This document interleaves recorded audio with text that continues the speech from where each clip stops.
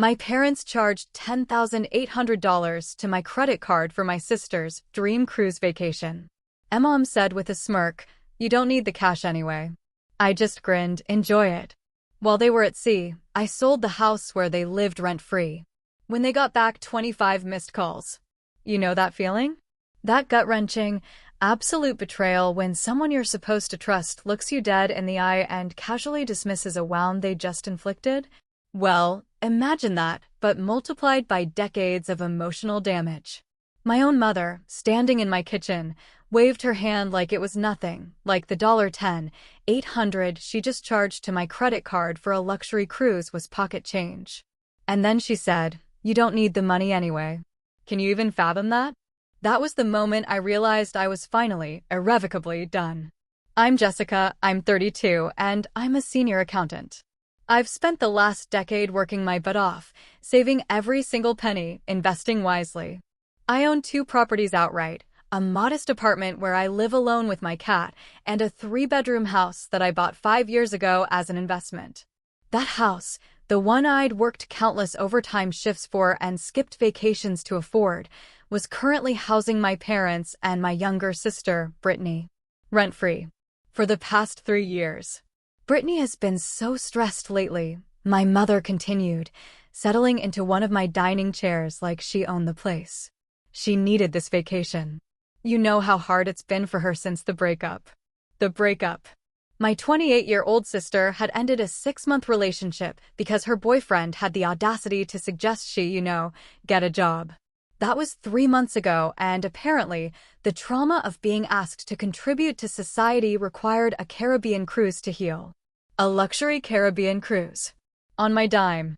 "Mom," I said slowly, trying so hard to keep my voice steady, "you used my credit card without asking." That's fraud." She laughed. Seriously, she laughed. Like I'd just told a really bad joke. "Oh, don't be dramatic, Jessica. It's family. We share things. Besides, your father and I are going too. We haven't had a real vacation in years. You went to Florida last summer." I countered, the words tight in my throat. "That doesn't count," she sniffed. "We stayed with your aunt." I took a deep, shaky breath, feeling that familiar, suffocating weight settle onto my shoulders. This was the pattern. It had always been the pattern. My parents took, I gave, and somehow I was always the unreasonable one for having boundaries. "I can't afford this right now," I tried again, knowing, even as the words left my mouth, that they wouldn't land.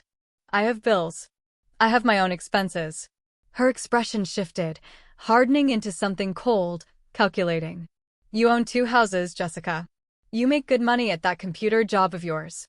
Meanwhile, your father's back problems have kept him from working, and I've been taking care of the family. We've sacrificed everything for you girls, and this is how you repay us." The manipulation was so practiced, so smooth, it almost worked. Almost. But something was different this time. Maybe it was the sheer audacity of the amount. Maybe it was the way she'd helped herself to my financial information without a second thought. Or maybe, just maybe, it was simply that I had finally, truly, reached the breaking point that had been building for years. "When does the cruise leave?" I asked, my voice barely a whisper. "Saturday morning. We'll be gone for 12 days. She beamed, apparently taking my quiet question as acceptance. "It's going to be wonderful. Brittany is so excited. You should see the suite we booked. It has a balcony and everything." I nodded slowly, my mind already racing, working through the implications. 12 days. They would be unreachable, floating somewhere in the Caribbean, spending money I would have to work months to recover. Money they had stolen from me without a second thought. "Enjoy it," I said, and I meant it in a way she couldn't possibly understand. My mother radiated joy, reaching over to pat my hand like I was a child who had finally learned to share her toys. "I knew you'd understand. You've always been the responsible one, Jessica, the one we can count on."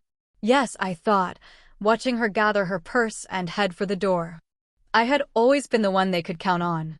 The one who paid when they couldn't. The one who sacrificed so Brittany could have everything she wanted. The one who was always there to catch them when they fell, even as they pushed me further and further down. But not anymore. As the door closed behind her, I pulled up my banking app and stared at the charge one more time. $10,800. 3 years of free housing. Countless other expenses I had covered over the years without acknowledgement or thanks. That number wasn't just a debt. It was a symbol of everything I had allowed them to take from me. I opened a new browser tab and typed in the address of a real estate website I had bookmarked months ago, when I'd first started wondering if I would ever have the courage to do what needed to be done. The house. My house. The one they treated like their personal kingdom. It was time to make some changes. If I'm being honest with myself, this pattern started before I could even remember. It was woven so deeply into our family dynamics that I had mistaken it for love. Growing up, I was always the responsible one, the good daughter who got straight A's without needing tutors or constant supervision. Brittany, for years younger, blessed with that delicate blonde prettiness our mother prized above all else, was the princess. She was sensitive. She needed extra attention. She couldn't be expected to handle the same responsibilities as her older sister because, well, life was just harder for her somehow. When Brittany wanted dance lessons, I gave up my spot in the school band so our parents could afford them. When Brittany needed a car for her 16th birthday, I quietly accepted that my college fund would be dipped into. When Brittany dropped out of community college because she found it too stressful, I was already working 2 jobs to put myself through state university. And somehow, that made me the selfish one for not being available to help our mother with household chores. "You've always had it easy, Jessica," my mother would say whenever I tried to point out the imbalance. "Everything comes naturally to you. Brittany has to work twice as hard for half the results." It wasn't true, of course. I had worked for everything I achieved. But the narrative had been set so early, repeated so often, that even I had started to believe it. Maybe I was just lucky. Maybe things did come easier to me. Maybe I owed my family for the guilt of succeeding where Brittany failed. The house became the ultimate symbol of this dynamic. I had purchased it when I was 27, using every penny I had saved since my first job at 15. It was supposed to be a rental property, a way to build additional income and secure my financial future. I had researched the neighborhood, crunched the numbers, and felt genuinely proud of myself for the first time in years. Then my father's back gave out. "It's just temporary," my mother had said when she called to tell me they were losing their apartment. "Just until your father gets back on his feet. 6 months, maybe a year." That was 3 years ago. In that time, my father had been to exactly 2 doctor's appointments and had made 0 efforts to find work he could do with his condition.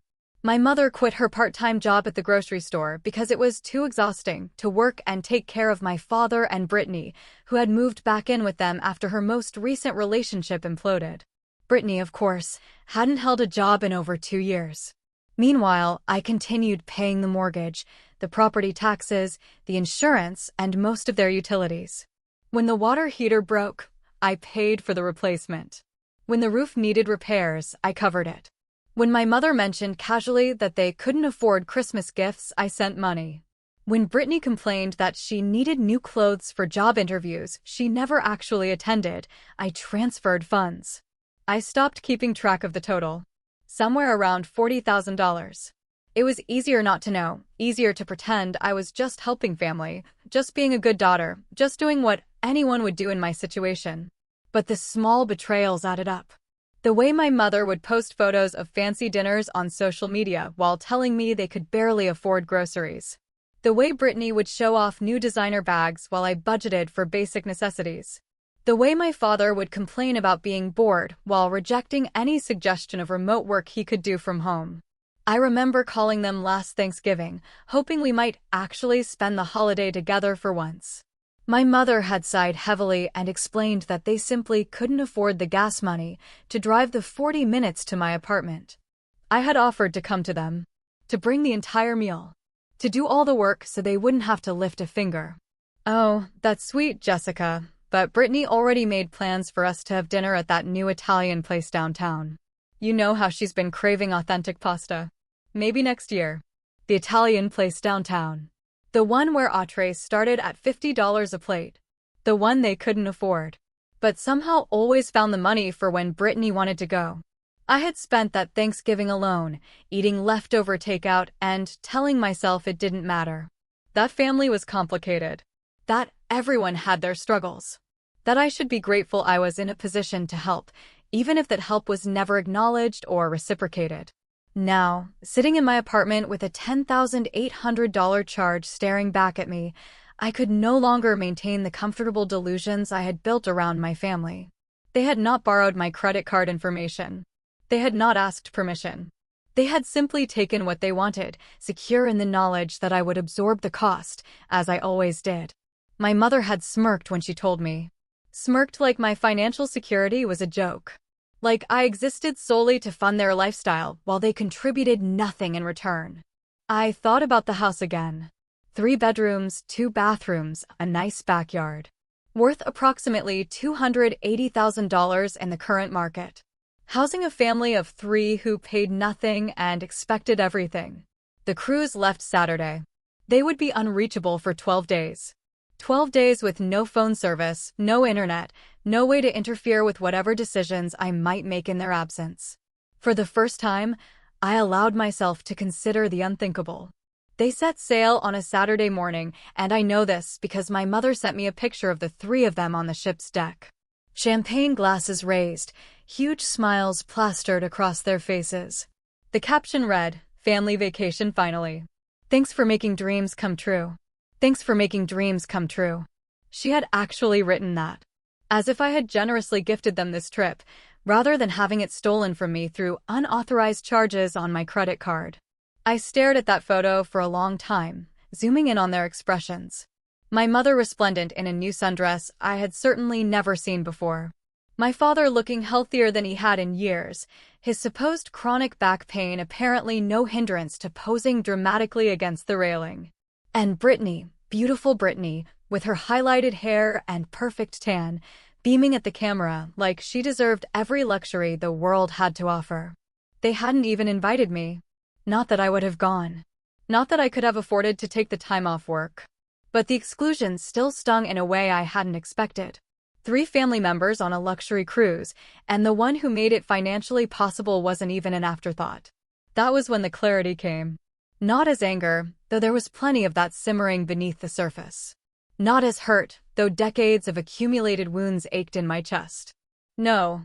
What settled over me was something calmer and far more dangerous.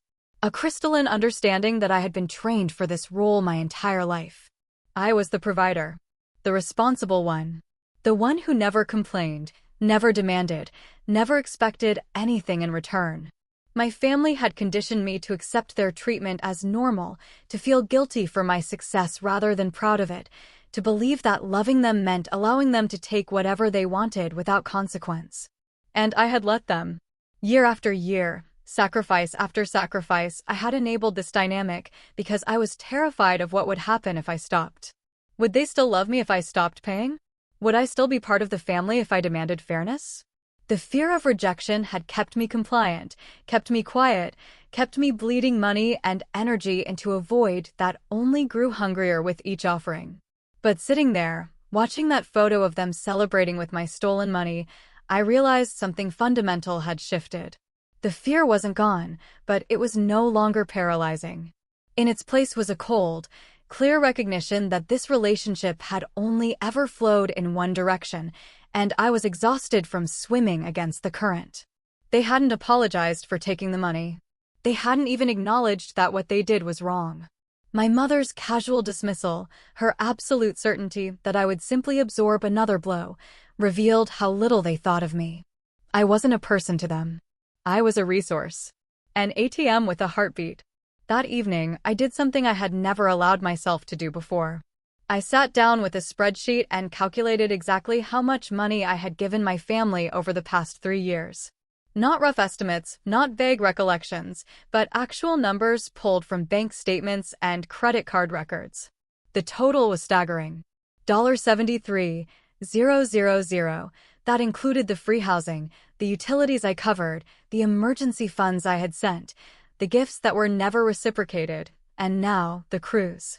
$73,000 I had essentially lit on fire to keep people warm who would never do the same for me. I thought about what that money could have meant for my own life. A trip I had always dreamed about but never taken. Security for my future instead of subsidizing their present. And then I thought about the house. The house I owned outright.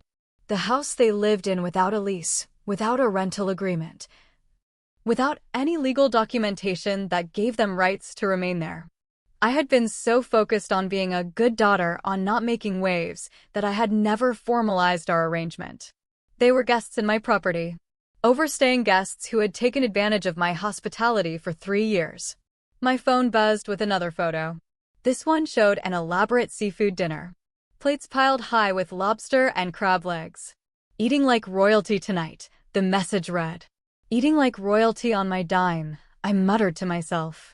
While I sat alone, processing the extra hours I would need to work to pay off their vacation, something in me hardened completely. Not broke. Hardened. The part of me that had always made excuses, always found reasons to forgive, always prioritized their comfort over my own well-being, finally calcified into something unbreakable. I was done. Not gradually done. Not maybe done. Not done unless they apologized done. I was finished being the family safety net. I was finished sacrificing my financial security for people who saw my generosity as their birthright. I was finished pretending this was normal, acceptable, or anything less than systematic exploitation of someone who had loved them unconditionally. They had 12 days at sea. 12 days of lobster dinners and champagne toasts and family bonding that excluded me. 12 days during which they would be completely unreachable, unable to interfere with whatever choices I made. I picked up my phone and scrolled through my contacts until I found the number I was looking for. Patricia, the real estate agent who had helped me purchase both of my properties. We had stayed in touch over the years, and she had mentioned more than once that she could get me excellent offers on either property if I ever decided to sell. My thumb hovered over the call button. This would change everything. There would be no going back from this decision. No pretending it hadn't happened. No family reconciliation after I crossed this line. I thought about my mother's smirk. My father's fake bad back. Brittany's endless entitlement. I pressed call. Jessica, it's so good to hear from you. Patricia's warm voice came through the phone. Professional but friendly. How are things? Still happy with the apartment? Very happy, I said, surprised at how steady my voice sounded. Actually, I'm calling about the other property. The house on Maple Drive. Oh. I could practically hear her interest sharpen. Are you finally thinking about selling? I've been waiting for this call for 3 years. 3 years. The same amount of time my family had been living there rent-free. Patricia didn't know the details of my arrangement, but she had always been clear that the house was in a desirable neighborhood with strong market demand. What do you think I could get for it in the current market? She paused, and I heard the click of a keyboard in the background. Let me pull up the recent comparables. Okay, so looking at similar homes in that area that have sold in the past 6 months, you're looking at anywhere from $270,000 to $300,000, depending on condition. Is the property still in good shape? I thought about the repairs I had paid for over the years, the new water heater, the roof work, the updated appliances I had installed before my family moved in. It should be. I've maintained it well. Then I'd estimate we could list at $285,000 and potentially get offers above asking. The market is hot right now, especially for move-in ready homes in good school districts. She paused. Do you want me to come take a look? I could do a walkthrough and give you a more accurate assessment. This was where it got complicated. There's a situation, I said carefully. The house is currently occupied. Oh, you have tenants. That's not necessarily a problem. We can either sell with tenants in place or wait for the lease to expire, depending on what works better for your timeline. Not exactly tenants. Family members. And there's no formal lease agreement. The silence on the other end stretched for a moment. When Patricia spoke again, her voice had shifted into a more serious register. Okay, that does change things slightly. Are they aware you're considering selling? No. And I'd prefer to keep it that way for now. Another pause. Jessica, I want to help you, but I also need to make sure we're doing everything properly. Without a lease, they're essentially guests or, at-will, occupants. In Ohio, you would need to provide them with reasonable notice to vacate, typically 30 days, before we could show the house to buyers. However, there are some buyers who might be interested in purchasing with current occupants, especially investors looking for rental properties. I had done my research. I knew the legal requirements. But I also knew something else. What if the sale closed while they were out of town?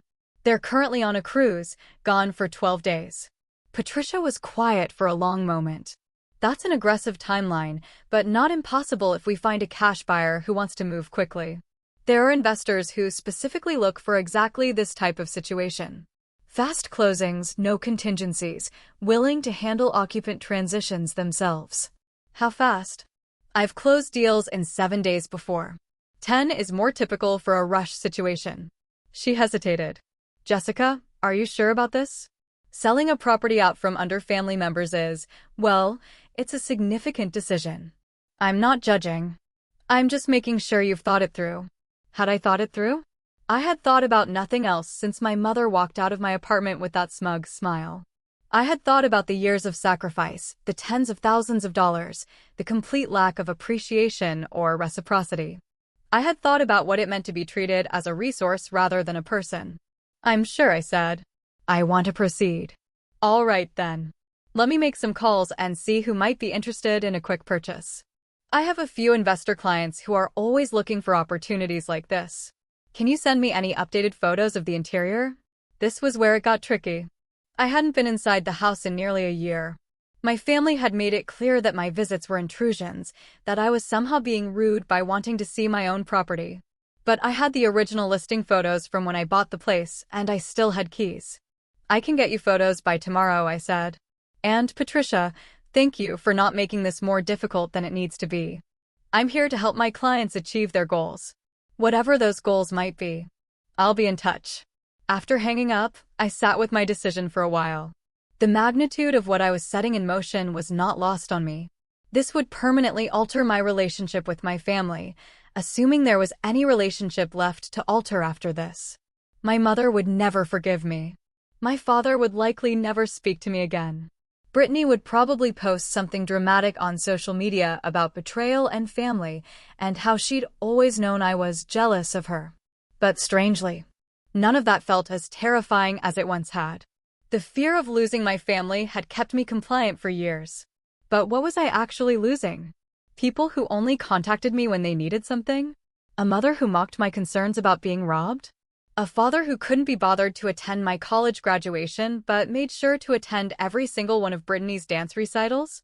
A sister who had never once asked about my life, my work, my hopes, or my dreams. I logged into the property management portal I used to track both of my properties. There it was. The house on Maple Drive. My house. The one I had sweated and saved and sacrificed for. The one that had become a symbol of everything wrong with my family dynamic. As I stared at the listing, at the address I had memorized years ago, I noticed something in the documents section I hadn't seen before. A file had been uploaded recently, within the past month. I clicked on it. It was a form. A residency declaration form, partially filled out in my mother's handwriting. The form stated that the occupants of the property had established residency and were requesting formal recognition of their status as long-term residents. My blood went cold. They were trying to establish legal residency rights to my house, trying to make it harder for me to ever remove them. Whatever lingering doubts I had vanished in that moment. This wasn't just about the cruise money anymore. This was about survival. My survival. I picked up my phone and texted Patricia. How soon can we meet? The next day, I took a personal day from work for the first time in over 2 years. I told my supervisor I had a family emergency, which wasn't entirely untrue. My family was the emergency, and I was finally treating it as such. I met Patricia at a coffee shop near her office at 10 a.m., arriving early to claim a corner table away from other customers. When she walked in, she was carrying a folder thick with papers and wearing an expression of professional determination. I made some calls last night, she said as she sat down, dispensing with pleasantries. I have 3 potential buyers who might be interested in a quick purchase. One is particularly motivated, an investor named Gerald, who specializes in exactly these types of situations. He buys properties fast, handles any occupant issues himself, and pays cash. How much would he offer for a quick closing with occupants in place? Probably around $260,000. It's below market value, but the convenience factor is significant. He'd be taking on the responsibility of dealing with whoever's living there. $260,000. Less than the house was worth, but still a substantial amount. More importantly, it would be done quickly, cleanly, and before my family returned from their luxury vacation. What about the residency form I found? I asked. Does that change anything? Patricia shook her head. I looked into that. In Ohio, simply filling out a form doesn't establish legal residency rights, especially when the form was never filed with any official agency. Your family members are what we call licensees, people who have permission to occupy a property, but no legal tenancy rights. That permission can be revoked at any time. And if the property is sold while they're occupying it, the new owner would be responsible for removing them if they refuse to leave voluntarily. In Gerald's case, he has lawyers and processes for exactly this scenario. He's dealt with much more complicated situations than family members who overstayed their welcome. I thought about my parents returning from their cruise to find the locks changed and a notice from a stranger telling them they had 30 days to vacate. Part of me, the part that had been trained since childhood to prioritize their feelings over my own, winced at the image. But a larger part, the part that had finally woken up after years of dormancy, felt something closer to satisfaction. Tell me more about this, Gerald. Patricia pulled out a business card. He's been in real estate investment for 20 years. Very professional, very discreet. He understands that these situations often involve complicated family dynamics, and he doesn't ask questions. What he offers is a clean transaction and a complete separation from whatever issues exist with the current occupants. Has he expressed interest in my property specifically? I sent him the details last night. He drove by the house this morning and called me an hour ago to say he's prepared to make an offer. $265,000. All cash. Closing in 7 days. 7 days. My family would still be at sea. The cruise didn't return for another 11 days. I could have this entire transaction completed before they even stepped off the boat. What do I need to do? Patricia slid a stack of papers across the table. First, we need to go over the disclosure requirements. Ohio law requires sellers to disclose certain information about the property's condition. You'll also need to confirm that there are no liens, encumbrances, or legal issues that could complicate the sale. She paused. And I need to ask you directly, just for the record. Is there any reason this sale shouldn't proceed? I thought about the question carefully. Was there any legal reason I couldn't sell my own property? No. Was there any moral obligation to people who had exploited my generosity for years? I didn't believe so anymore. Was there any part of me that wanted to back out, to preserve the dysfunctional status quo? To keep being the family doormat? No, there wasn't. No reason at all, I said. Let's proceed. We spent the next 2 hours going through paperwork. I signed disclosure forms, reviewed the sales agreement, and authorized Patricia to negotiate on my behalf. The process was surprisingly straightforward. Almost anticlimactic given the magnitude of what I was doing. By noon, we had everything in place for an expedited sale. As I was gathering my things to leave, Patricia touched my arm gently. Jessica, I've been doing this job for 15 years. I've seen a lot of family situations, some of them pretty ugly. I want you to know that whatever led you to this decision, you're not doing anything wrong. That's your property. You have every right to sell it. I appreciated her words more than I could express. Thank you, Patricia. I know this must seem strange, selling a house out from under my own parents. It doesn't seem strange at all, she said quietly. It seems like someone finally decided to stop being taken advantage of. In my experience, that takes more courage than most people have. I left the coffee shop feeling lighter than I had in years. The decision was made. The wheels were in motion. And for the first time I could remember, I was putting my own needs first. That evening, my phone buzzed with another photo from the cruise. This one showed Brittany posing by the pool in a bikini that probably cost more than my monthly grocery budget. Living my best life, the caption read, followed by a string of celebratory emojis. Living her best life on my stolen money, I thought. While I sat alone, processing the reality that I was about to fundamentally change all of our lives. I didn't respond to the photo. Instead, I opened my banking app and looked at the pending charge one more time. $10,800. It would take me months to pay off. Months of extra work and careful budgeting. Months of sacrifice so my family could drink champagne and eat lobster. Then I looked at the email Patricia had sent me with the preliminary sales agreement. $265,000.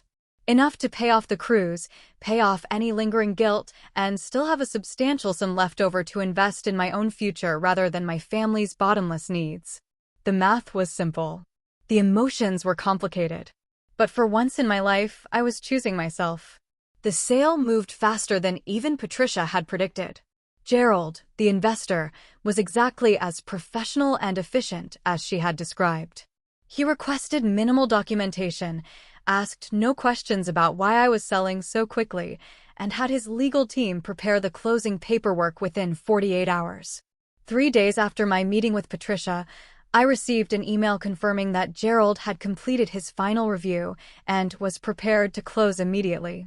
The only remaining step was my signature on the final documents, which I could complete electronically. I stared at the signature line for a long time. This was it. The point of no return. Once I signed, the house would no longer be mine. My parents and Brittany would be occupants of someone else's property, subject to eviction at the new owner's discretion. My phone buzzed. Another cruise update. This time it was a video my mother had posted to her social media, showing all 3 of them at some kind of shipboard entertainment show. They were laughing, clapping along to the music, looking happier and more carefree than I had seen them in years. All on my dime. Without even a pretense of gratitude. I signed the documents. The confirmation came through almost immediately. "Congratulations on your sale," the email read. "Closing is scheduled for tomorrow at 2 p.m. Funds will be transferred within 24 to 48 hours of closing." Tomorrow. In less than 24 hours, I would no longer own the house on Maple Drive. My family would no longer be living in my property. The dynamic that had defined our relationship for 3 years, longer if you counted all the other ways they had exploited me, would be irrevocably changed. I expected to feel guilty. I had been conditioned my entire life to feel guilty about putting myself first, about not sacrificing enough, about not being generous enough with people who never reciprocated. But as I sat in my apartment that evening, watching the sun set through my window, I felt something unexpected. Peace. Genuine, profound peace. For the first time I could remember, I had made a decision based entirely on my own needs and desires. Not what my mother wanted. Not what would make Brittany happy. Not what would keep the family peace. My choice. My property. My life. The closing happened the next afternoon without any complications. I signed the final paperwork electronically while sitting at my desk at work, minimizing the window whenever a coworker walked by. The funds transfer initiated immediately. $265,000 deposited into my account, minus closing costs and Patricia's commission. Even after everything, I walked away with over $240,000. Gerald, the new owner, wasted no time. Within hours of the closing, he had his property management team change the locks and post formal notices on the property. The notices informed any current occupants that the property had been sold and provided 30 days to vacate. Standard procedure for an investor taking over an occupied property. I didn't tell anyone what I had done. Not my coworkers. Not my few close friends. Not the couple of distant relatives I occasionally spoke to. This was between me and my family, and they would find out soon enough. The cruise ship was scheduled to return to port on Sunday morning. By my calculation, my family would arrive back in Columbus sometime Sunday evening. They would drive to the house on Maple Drive, exhausted from travel, but still riding high on 12 days of luxury and indulgence. They would walk up to the door, probably complaining about having to carry their own luggage, and they would find the locks changed and an official notice taped to the front door. I wondered how long it would take them to understand what had happened. My mother, sharp as ever when it came to identifying threats to her comfortable existence, would probably figure it out immediately. My father might take longer, his denial mechanisms running deep. Brittany would likely cry and post something dramatic online before the reality even fully sunk in. And then they would call me. I was certain of that. They would call and scream and demand explanations and accuse me of betrayal and cruelty and everything else they could think of to make me feel guilty. For finally refusing to be their victim any longer. I prepared myself for those calls. Not to answer them necessarily, but to withstand the onslaught of notifications, voicemails, and text messages that would inevitably flood my phone. I drafted a single response that I would send once and only once. You chose to use my credit card without permission for a luxury vacation. I chose to sell my property. Both were choices. Both have consequences. The days between the closing and their return were some of the most peaceful I had experienced in years. I went to work. I cooked meals I actually enjoyed instead of whatever was cheapest. I started researching vacation destinations I might actually visit someday, now that I wasn't funneling all my disposable income into supporting my family. I also did something I had been avoiding for years. I found a therapist who specialized in family dynamics and made an appointment for the week after my family returned. Whatever happened next, I knew I needed professional support to process decades of conditioning and dysfunction. This decision, as right as it felt, was still one of the hardest things I had ever done. On Saturday night, the night before their ship was due to port, I turned off my phone completely. Not silenced. Not on Do Not Disturb. But completely powered down. I wasn't ready to face their reaction, and I had learned, finally, that I didn't have to be available on their timeline. I slept better that night than I had in months. No anxiety about what they might need from me. No guilt about what I wasn't providing. No fear about what would happen when the money ran out, because the money was finally mine to control. When I woke up Sunday morning, I made myself a proper breakfast. Something I rarely did. Eggs Benedict from scratch. Fresh squeezed orange juice. Proper coffee from the fancy beans I had been saving for a special occasion. It felt like a celebration. Because it was. I was celebrating my own independence for the first time in my adult life. Around 11 a.m., I turned my phone back on. Immediately, the notifications began flooding in. Text messages, voicemails, missed calls. 25 missed calls, to be exact, all from my mother's number. The texts were a cascade of increasing panic and rage. The voicemails, I was sure, would be even worse. I looked at the number on my screen. 25 missed calls. I smiled and poured myself another cup of coffee. The voicemails told a story of their own, a narrative arc that began with confusion and escalated through denial, anger, and finally something approaching genuine panic. The first message, left at 8:47 p.m. the previous evening, was my mother's voice, clipped and irritated. Jessica, we're home and the door won't open. Did you change the locks while we were gone? What's going on? Call me back. The second, from 8:52 p.m. Jessica, there's some kind of notice on the door about the property being sold. This is obviously some kind of mistake. Call me immediately. The third, 9:15 p.m. My father's voice this time, confused and plaintive. Honey, your mother is very upset. We can't get into the house. Please call us and tell us what's happening. Then the messages from my mother resumed, her tone escalating with each one. By the fifth voicemail, she was shouting. By the eighth, she was crying. By the 12th, she had circled back to cold fury, threatening legal action, disownment, and various forms of retribution that would never materialize. Brittany left only 2 messages. The first was accusatory and dramatic. I can't believe you would do this to us. To your own family. You're a monster, Jessica. An actual monster. The second, left several hours later, was tearful and manipulative. I don't have anywhere to go. Where am I supposed to sleep?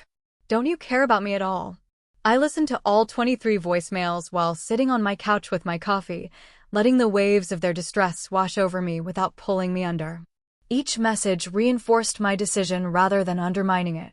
Not once in any of those recordings did any of them apologize for stealing $10,800 from me.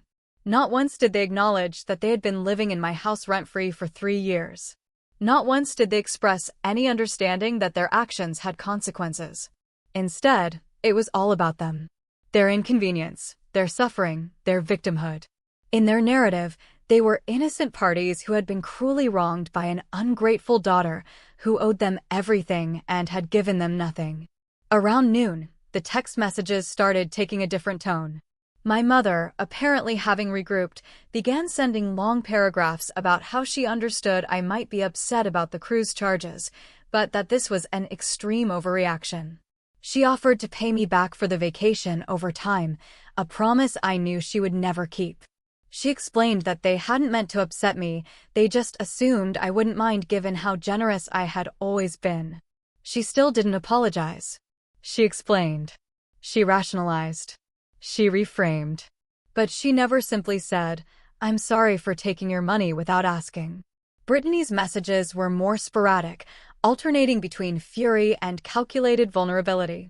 She reminded me of all the times I had helped her in the past, as if that history entitled her to my indefinite support. She accused me of jealousy, of always resenting her for being prettier and more popular. She threatened to tell everyone we knew what I had done, to expose me as the cruel, heartless person I apparently was. I saved all of these messages, partly for documentation in case any of their legal threats materialized into actual action, partly because I wanted a record of who they really were in case my resolve ever wavered in the future. At 2 p.m., my mother tried a different tactic. She sent a message that was almost reasonable, asking if we could talk in person, just the two of us, to work through whatever was going on. She suggested a coffee shop near my apartment, somewhere neutral. She even offered to come to me, a reversal of years of making me chase after them. For a moment, I considered it. The part of me that had been trained to de-escalate, to smooth things over, to prioritize peace at any cost, stirred briefly. Maybe we could work something out. Maybe there was a path forward that didn't require complete estrangement. Then I remembered her smirk. The way she had dismissed my concerns about the cruise charges. The casual assumption that my money was her money, that my property was her property, that my life existed to service her needs. I typed out my prepared response. You chose to use my credit card without permission for a luxury vacation. I chose to sell my property. Both were choices. Both have consequences. I hit send. And then did something I should have done years ago. I blocked her number. Then I blocked my father's number. Then I blocked Brittany's number. Then, for good measure, I blocked all of them on social media and email. The silence that followed was profound. For the first time in my adult life, I was completely unreachable by my family. They could not call me, text me, message me, or contact me through any digital means. If they wanted to reach me, they would have to physically show up at my apartment. And I was prepared for that possibility too. They showed up 3 days later. I had been expecting it. Honestly, my mother was nothing if not persistent, and she would never accept being blocked without confronting me directly. I was working from home that day, a Wednesday, when I heard the pounding on my apartment door. Not knocking. Pounding. Fists against wood, rhythmic and angry. "Jessica, I know you're in there. Open this door right now." My mother's voice, shrill with indignation. I stayed at my desk, continuing to type, letting her exhaust herself against my closed door. "This is ridiculous. You can't just refuse to talk to us. We're your family." The pounding continued for several minutes. I heard my father's voice murmuring something, probably trying to calm her down. Then Brittany chimed in, her tone somewhere between whining and demanding. "Jessica, please. We just want to understand. What did we do wrong? What did they do wrong?" As if they genuinely didn't know. As if taking $10,800 without permission was somehow ambiguous. As if living rent-free in my property for 3 years while I paid all the expenses was standard family behavior. Eventually, the commotion attracted attention. I heard my neighbor's door open. Heard voices asking if everything was okay. Heard my mother try to explain that she was just visiting her daughter. The building had strict policies about disturbances, and I knew the front desk would be called if this continued. After about 20 minutes, the noise stopped. I heard footsteps retreating. Heard the elevator ding. Heard silence return to my hallway. I waited another 10 minutes before checking, just to be safe. They were gone. That evening, I found a letter slipped under my door. My mother's handwriting, cramped and urgent, on lined paper that had clearly been torn from a notebook. Jessica, I don't understand what's happening. Yes, we used your credit card, but we've always shared as a family. You never complained before. Is this really about money? Because I know you have plenty. You've always been the successful one, the one who didn't need help. We're the ones struggling. Your father can barely walk most days. Brittany has depression. I'm exhausted from taking care of everyone. And now you've thrown us out of the only home we had. We're staying at a motel because of you. A motel? Is that what you wanted? To see your own family suffer? I raised you better than this. I sacrificed everything for you girls. And this is how you repay me? I will never forgive you for this. Never. But I'm still your mother. And if there's any chance we can work this out, call me. Mom. I read the letter twice, then folded it carefully and placed it in the file I was keeping with all their other communications. Every word reinforced my decision. The manipulation. The guilt-tripping. The complete absence of accountability. Even now, facing the consequences of their actions, they could not acknowledge that they had done anything wrong. I didn't respond to the letter. There was nothing to say that I hadn't already said. The time for discussions and negotiations and giving them another chance had passed. I had given them hundreds of chances over 32 years, and they had used every single one to take more from me. The next few weeks were surprisingly quiet. I learned later that they had eventually found temporary housing with a distant cousin on my mother's side, someone I had met maybe twice in my entire life. That arrangement lasted about 3 weeks before they wore out their welcome there, too. Meanwhile, I was doing something I had never allowed myself to do. I was living my own life without the constant drain of their needs and demands. I kept my appointments with my new therapist, who helped me understand that what I had experienced wasn't just family drama, but a pattern of financial and emotional abuse. I reconnected with friends I had neglected during the years of being my family's unpaid caretaker. I started making plans for my future that included only my own goals and desires. It wasn't easy. The guilt my mother had programmed into me didn't disappear overnight. Some days I would wake up convinced I had made a terrible mistake. That I was the monster Brittany accused me of being. But those days grew less frequent as time passed. The peace of not being constantly needed, constantly drained, constantly taken advantage of, was worth more than I could have imagined. The $10,800 from the cruise remained on my credit card, accruing interest. I paid it off methodically, refusing to let it burden me financially, even though it continued to burn as a symbol of their betrayal. With the money from the house sale now invested and earning returns, I could afford the payments easily. It felt fitting somehow that their vacation would be the last thing I ever paid for on their behalf. 1 month after the house sale, I received a formal letter from a lawyer. My mother, apparently, had made good on her threat of legal action. The letter claimed I had illegally evicted family members from their established residence and demanded compensation of $100,000 for their suffering and relocation expenses. I forwarded the letter to a lawyer of my own, someone Patricia had recommended who specialized in property disputes. Her response was swift and reassuring. "They have no case," she told me over the phone. "The property was yours, free and clear." They had no lease, no rental agreement, nothing that established legal tenancy. The new owner followed proper eviction procedures. This is harassment, pure and simple. What should I do? I asked. Ignore it. If they actually file suit, which I doubt given the weakness of their position, we'll respond accordingly. But most likely, this is just an attempt to intimidate you into giving them money. She was right. No lawsuit ever materialized. The threatening letters stopped after a few weeks, presumably when whatever lawyer my mother had found actually reviewed the facts and realized they had nothing to work with. 6 months after the house sale, I learned through the family grapevine, a cousin who still spoke to both sides, that my parents had finally found stable housing.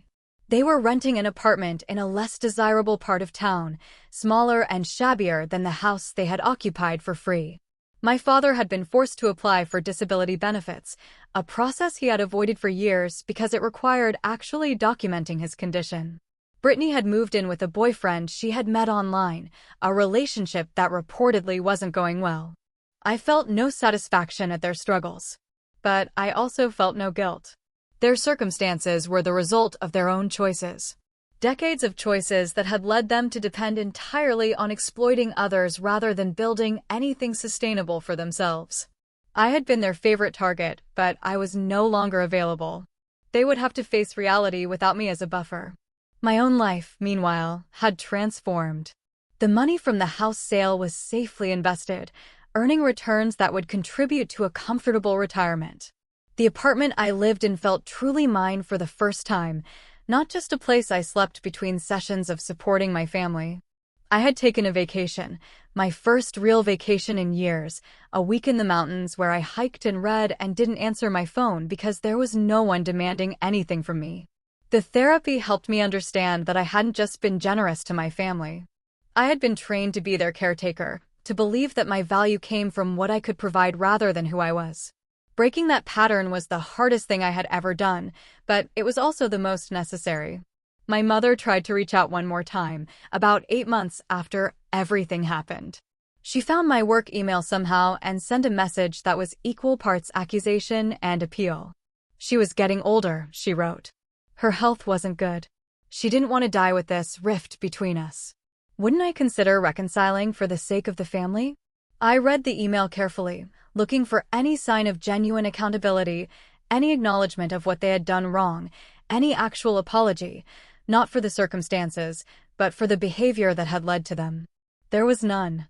Just the same manipulation, the same assumption that I owed them something, the same absolute blindness to their own role in our estrangement. I deleted the email without responding. Some relationships cannot be repaired because the foundation was rotten from the start. My family had never seen me as a person with my own needs and boundaries. They had seen me as a resource, and when the resource stopped flowing, they had nothing left to offer except demands for more. I heard through that same cousin that my mother told everyone who would listen that I had betrayed them over money, that I had always been cold and selfish, that they had sacrificed everything for me and received nothing in return. The narrative she constructed was almost impressive in its complete inversion of reality. In her version, she was the victim, and I was the villain. But I had stopped caring about her version.